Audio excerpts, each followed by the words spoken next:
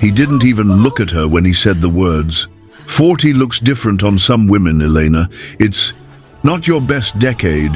Her fingers froze around the porcelain coffee cup. For a moment she thought she'd misheard. Then she saw the faint curl of amusement at the edge of Graham Royce's perfect, camera-ready smile.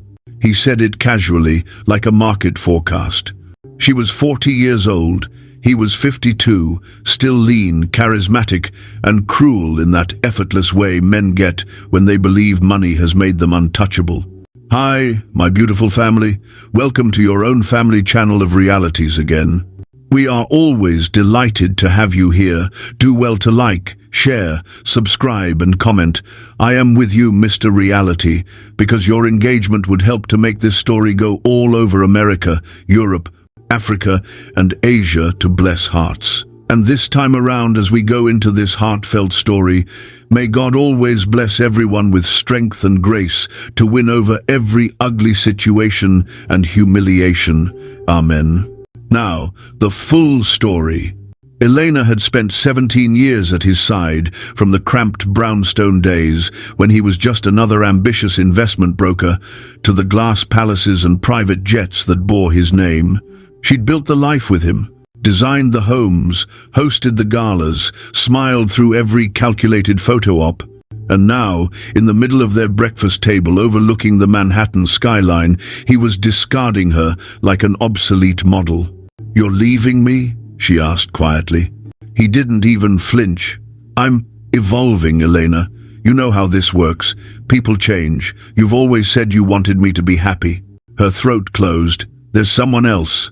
He shrugged, the gesture of a man who had stopped pretending months ago. "I didn't plan it. She's just younger. She fits where I'm going."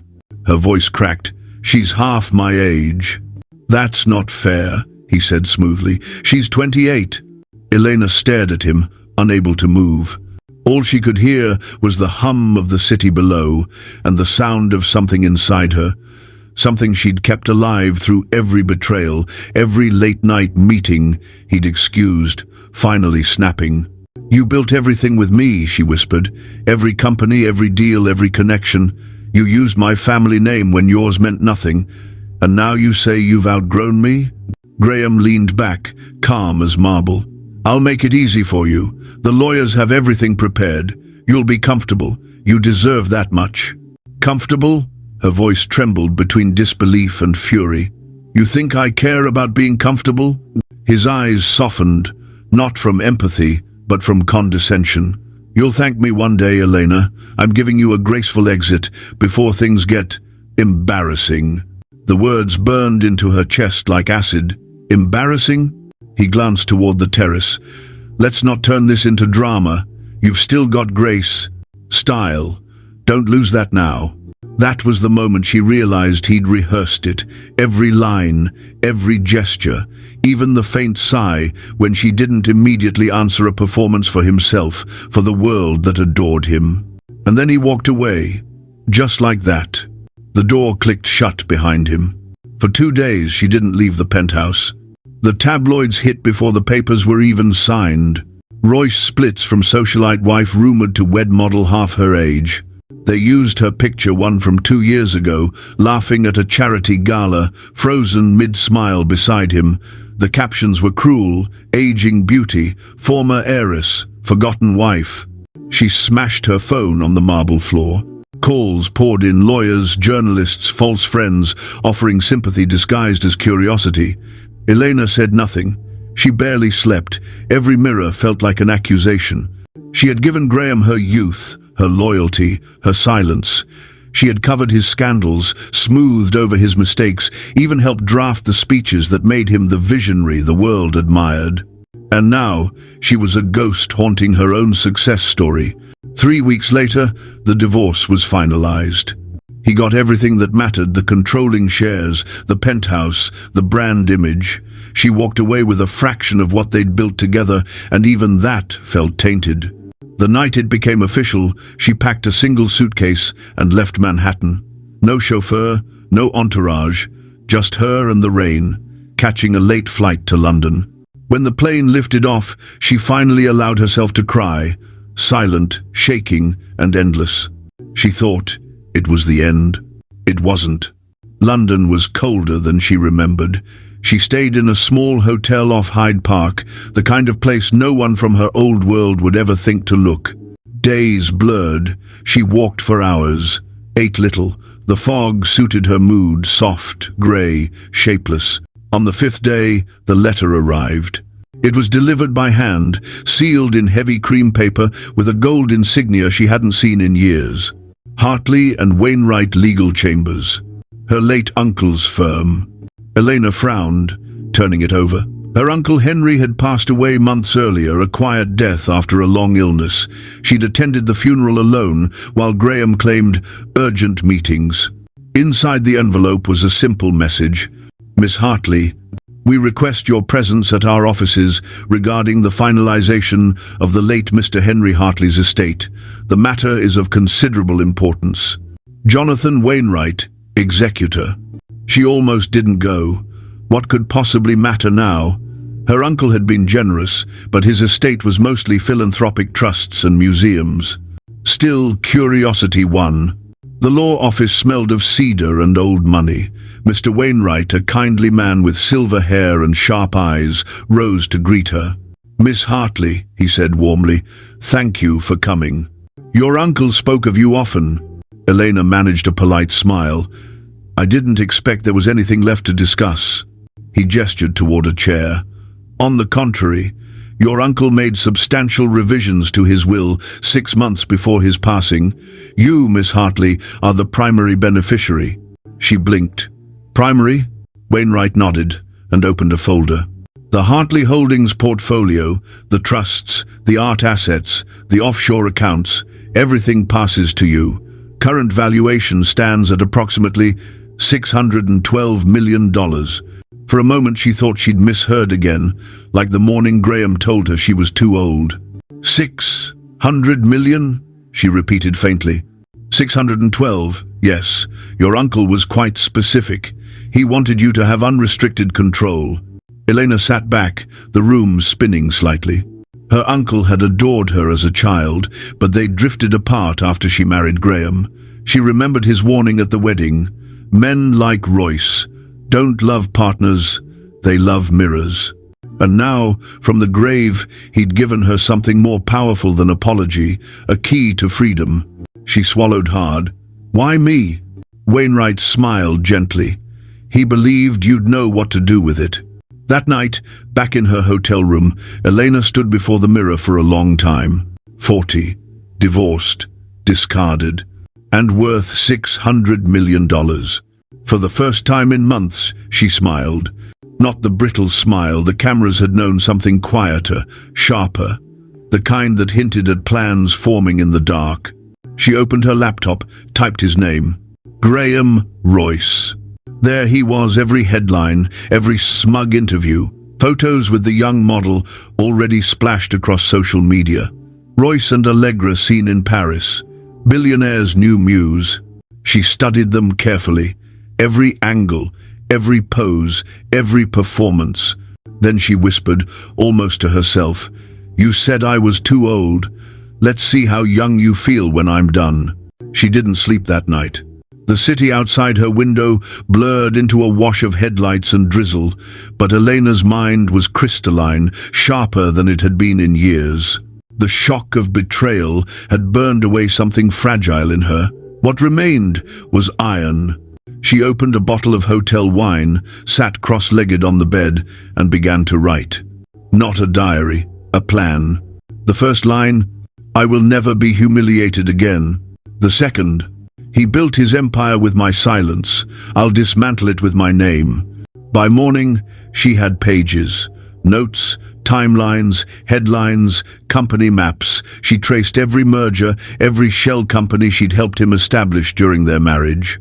She knew where the skeletons were buried because she'd helped bury them. Graham Royce hadn't married a trophy. He'd married the woman who understood how to make his lies look legitimate. And now, that woman was free. Over the next few weeks, Elena vanished from the gossip circuits entirely. The media assumed she was hiding in shame, licking her wounds in some villa. Graham fed the narrative with elegant indifference. He'd already been photographed in Paris, hand in hand with Allegra Voss, the new fiancée. Fiancée. The word made Elena laugh the first time she read it, a dry, incredulous sound that startled even her. He moves fast, she thought. Good, so do I. The transformation began quietly. She hired no stylists, no publicists. Instead, she reached out to an old friend, if friend was still the word.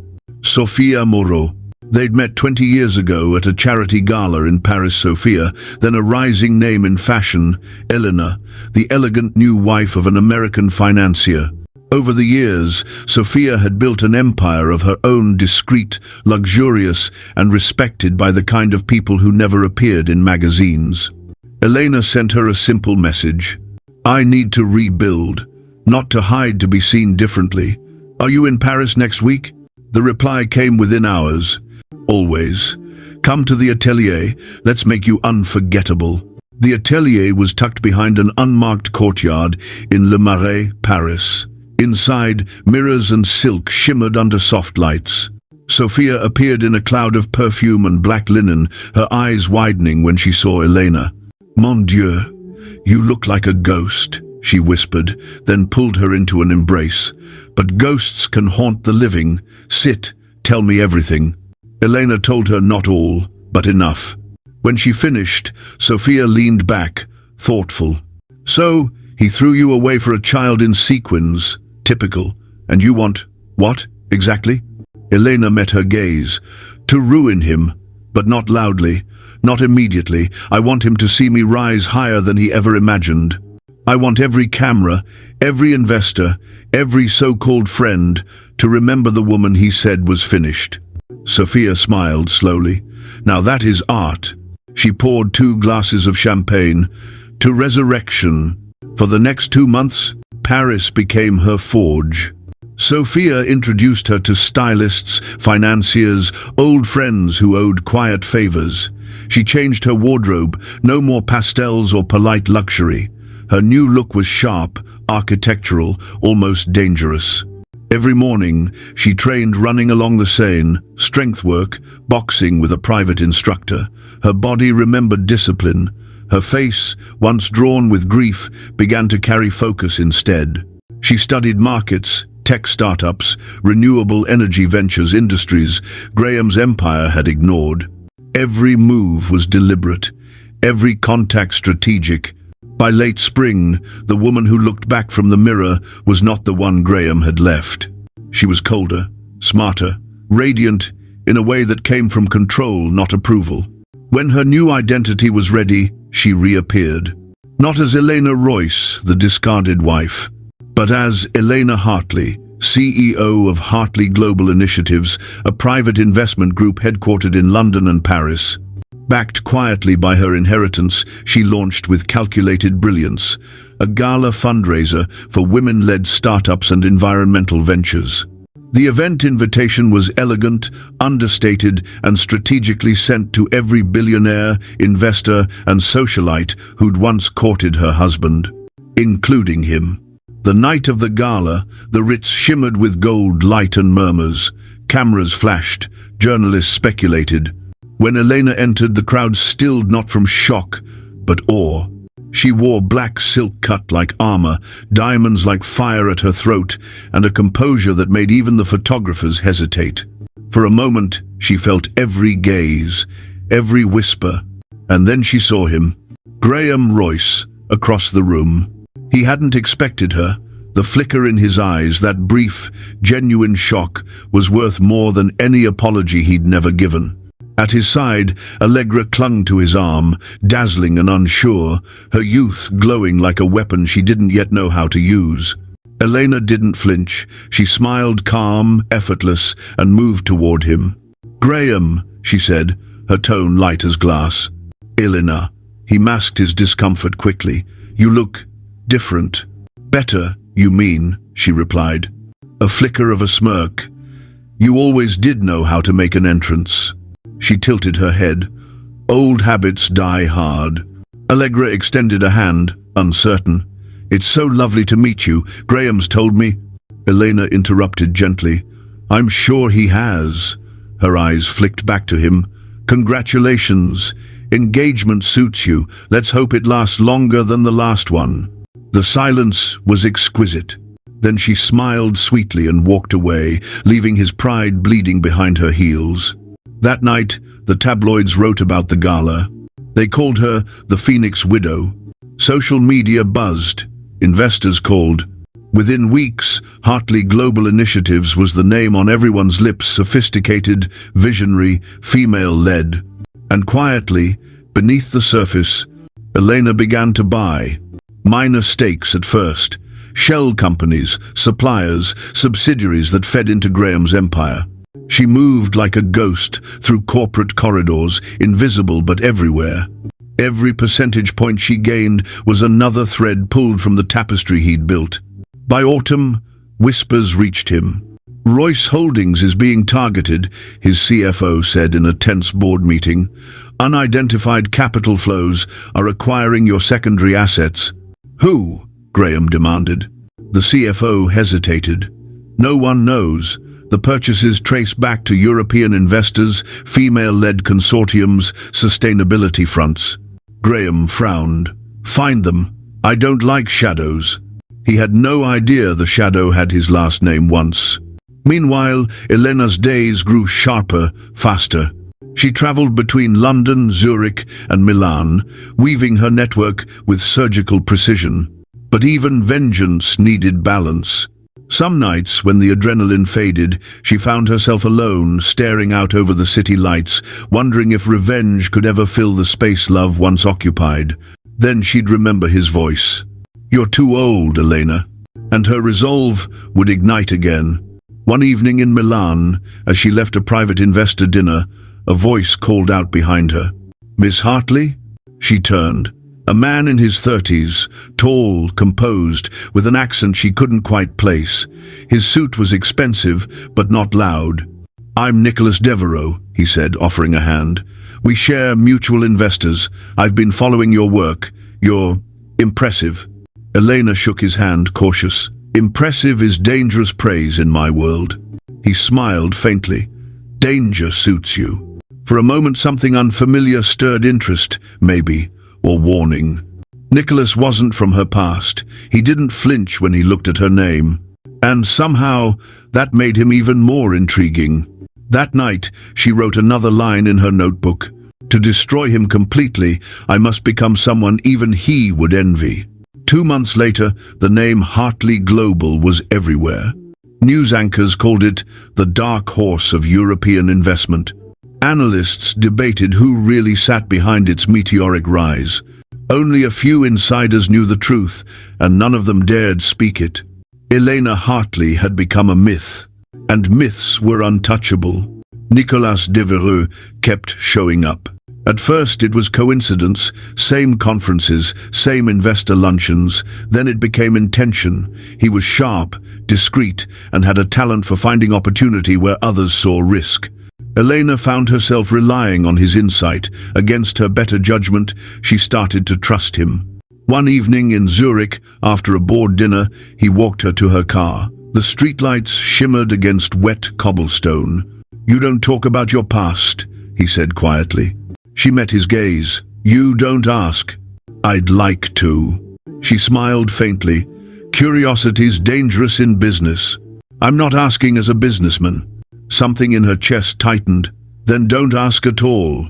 He hesitated, studying her face, the kind of look that saw too much. Then he stepped back, hands in his pockets. Fair enough, but for the record, whatever built that armor, it looks good on you.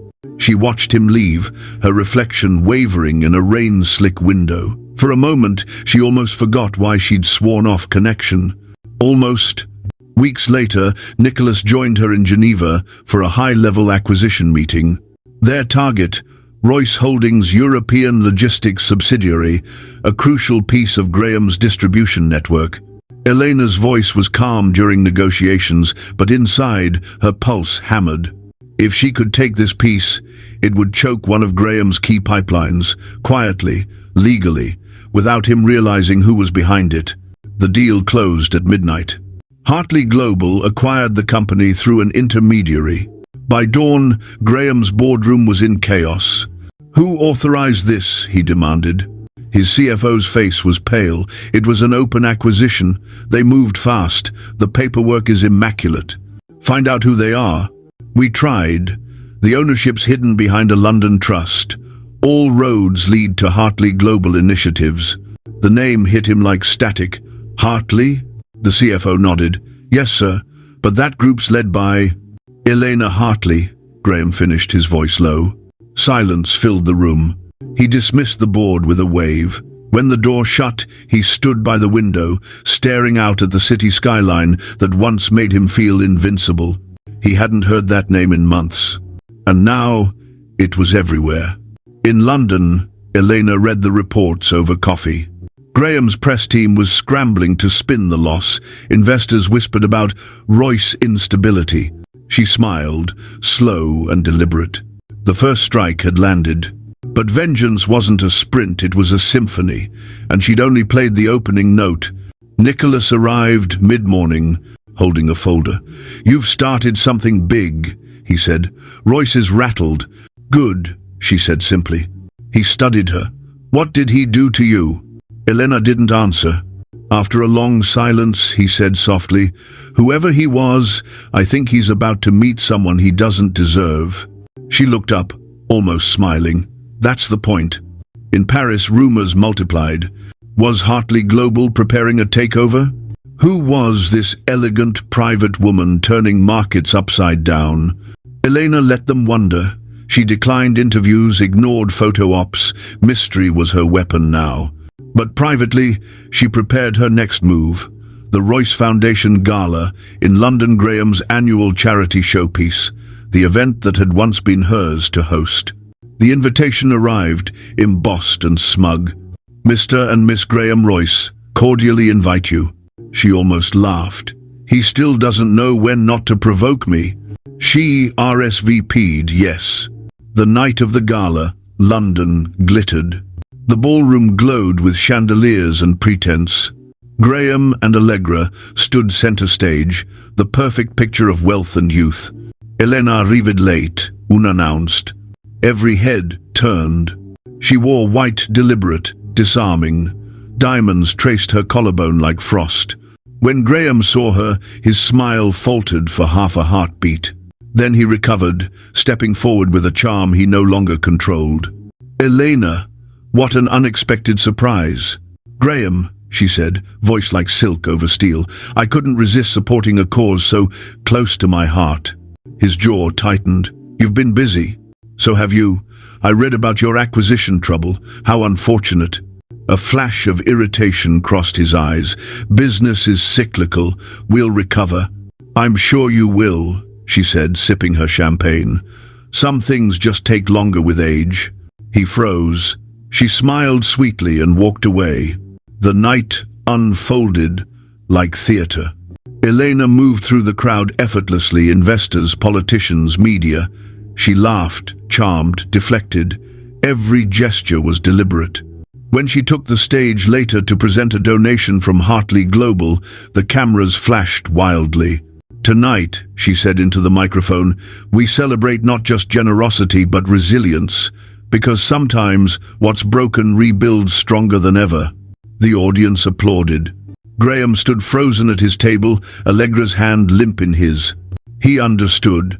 Finally, this wasn't coincidence. This was war.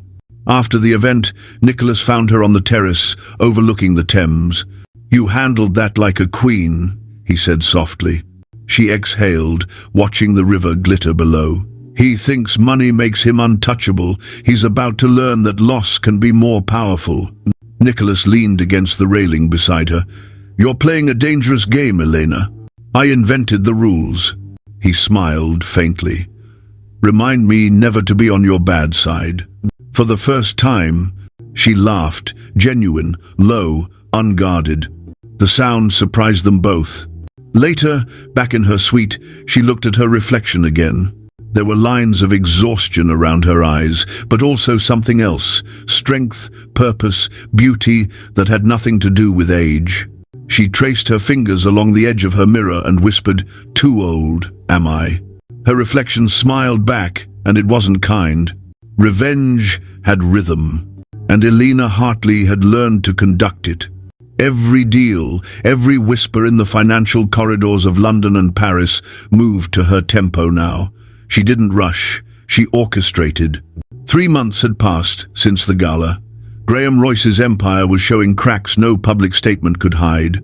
Stock fluctuations, delayed shipments, partner withdrawals. Tiny fractures that no one could trace except her. She called them echoes. Each one was a ripple from a decision she'd made months earlier. Now the ripples were turning into waves. In a private suite at the Connaught, Elena stood by the window while Nicholas reviewed new reports spread across the table. "Another supplier defaulted," he said. "Royce Holdings is bleeding quietly." "Quietly isn't enough," Elena murmured. "He needs to feel it." Nicholas looked up. "He will, but if we push harder, it'll become obvious. The board will fight back." She turned, eyes sharp. "Good. Let them. The more desperate they get, the more mistakes they'll make." He studied her. "You're enjoying this, wouldn't you?" Nicholas hesitated, then said softly, "Maybe, but I'd worry about what it turns you into." For a heartbeat, something flickered in her expression, a trace of doubt before she looked away. "Then don't watch too closely." By the end of the week, Elena was on a jet to Geneva. The Hartley Global Board waited, investors hungry for the next move. She outlined a bold strategy: acquisitions in sustainable tech, media holdings, and a subtle expansion into the American market, Graham's backyard. One of the board members raised an eyebrow. "Won't that provoke direct competition?" Elena's smile didn't reach her eyes. "That's the point." They approved unanimously. Meanwhile, Graham's PR team scrambled. His image, once untouchable, had begun to tarnish. A leaked report exposed questionable donations through the Royce Foundation. Allegra's modeling career faltered under headlines calling her the billionaire's distraction. And through it all, Elena said nothing. She didn't have to. The world was doing her work for her. Nicholas joined her in New York to oversee the American expansion. It felt strange, returning to the city she'd fled months ago. The skyline glittered with memories, dinners, parties, anniversaries that had all been lies.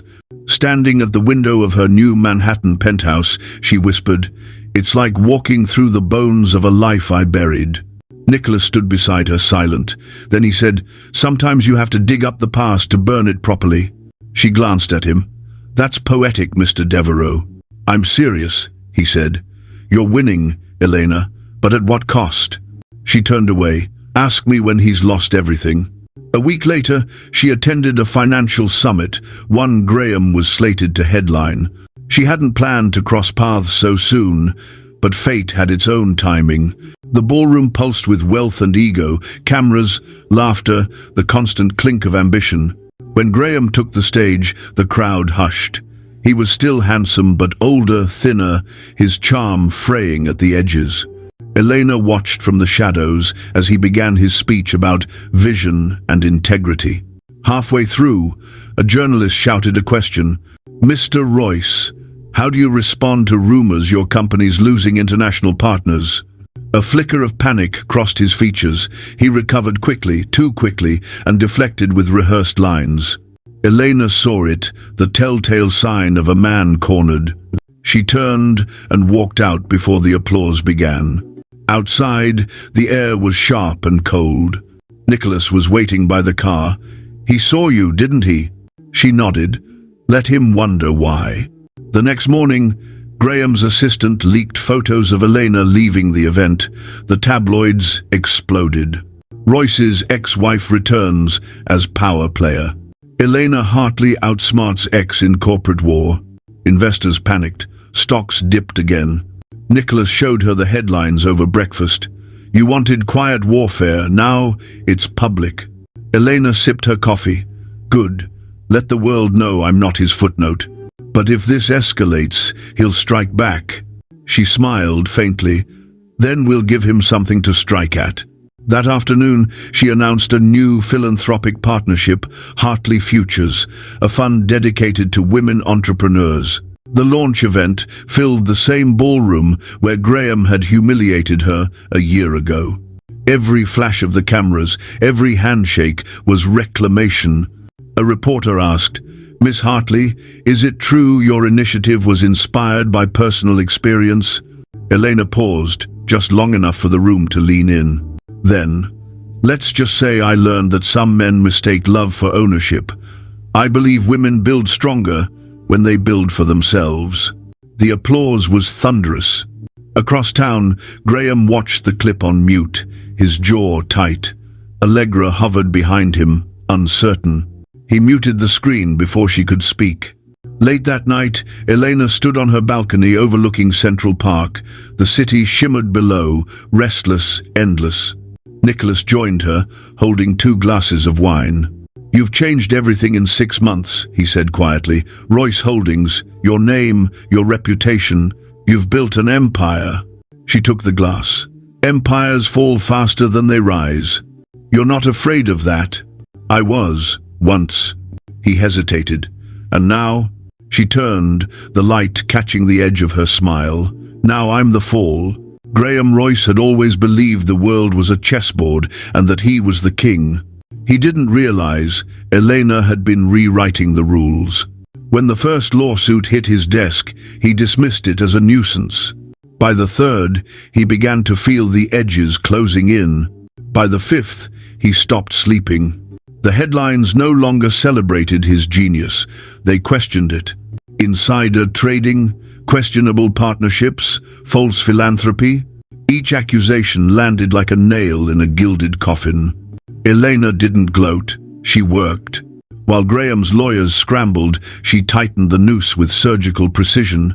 Media leaks timed perfectly, investor whispers planted in the right ears, allies positioned to abandon him when the storm peaked. Nicholas handled the logistics, Elena handled the vision. Every decision she made felt like breathing justice back into the air.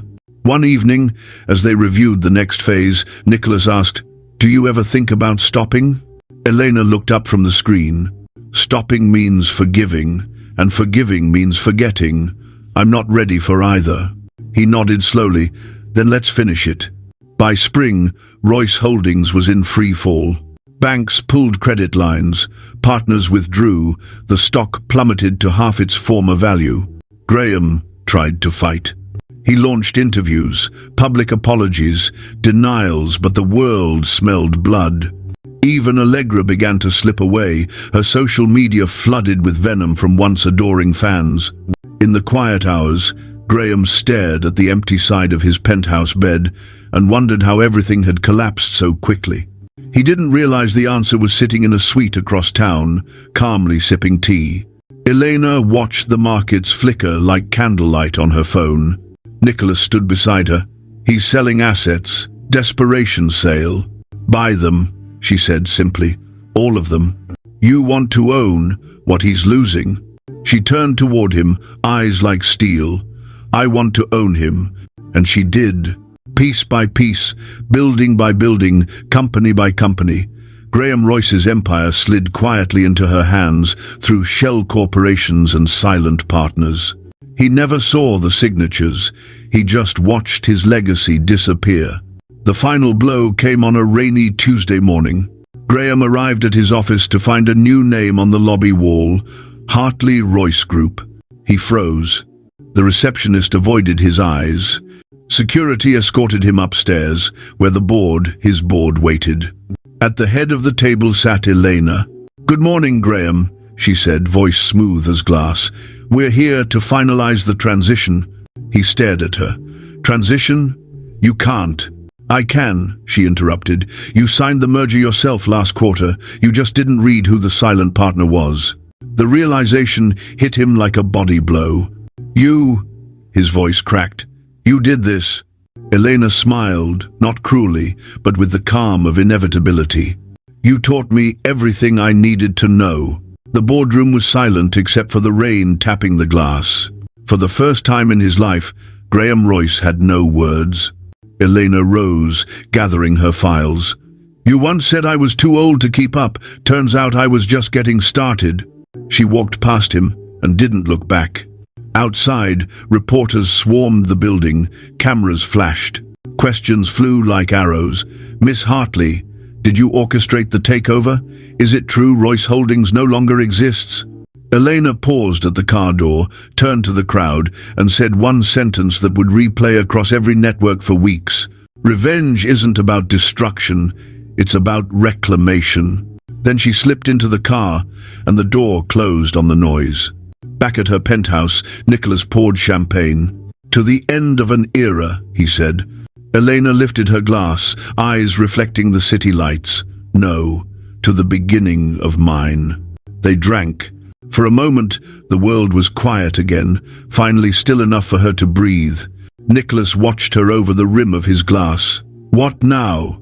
Elena smiled faintly. "Now we build something worth keeping." Graham Royce disappeared from the front pages first. Then from the markets. Then from the conversations of the people who once built their futures on his name. All that remained were articles about the empire that replaced him, Hartley Global Group. Elena's name had become shorthand for resurrection. In the same buildings that once whispered her humiliation, new portraits hung: founder, visionary, reformer. She had bought what he'd tried to take, rebuilt what he had ruined, and turned vengeance into architecture. Reporters still tried to provoke a quote about her ex-husband. She never gave them one. She only said, "The best revenge is good management," and smiled. Nicholas stayed beside her through every boardroom storm. Their partnership, once tactical, settled into quiet understanding, two survivors who no longer needed to fight to prove they'd won. When the world called them a power couple, she only laughed. "Power isn't the point," she said. "Peace is." A year later, she returned to the country estate that had started it all. The air smelled of rain and cut grass. In the study, her uncle's portrait watched over her. She whispered, "You left me a fortune, but you also left me a map. I just had to learn how to follow it." On the drive back to the airfield, Nicholas asked, "Do you ever think about him anymore?" "Sometimes," she said, "mostly as a lesson." He smiled. "And what's the lesson?" "That no one decides your worth," she answered. "Not a man, not a market, not even a past mistake. You do." At the runway, the jet waited silver against the sunset. Engines thrummed like a heartbeat. Elena took one last look at the horizon that had once been her prison. She didn't feel anger anymore, only clarity. "He called me too old," she said softly, as if to the wind. "I call it the perfect age to start again." The stairs lifted, the door sealed, and the plane rose into the dusk, carrying the woman who had turned loss into empire, heartbreak into legacy, and silence into a crown. And that was the story of Elena Hartley, a woman the world called finished until she rewrote the ending herself. If her journey moved you, if you believe in taking back your power, no matter who tries to dim it, don't just scroll past.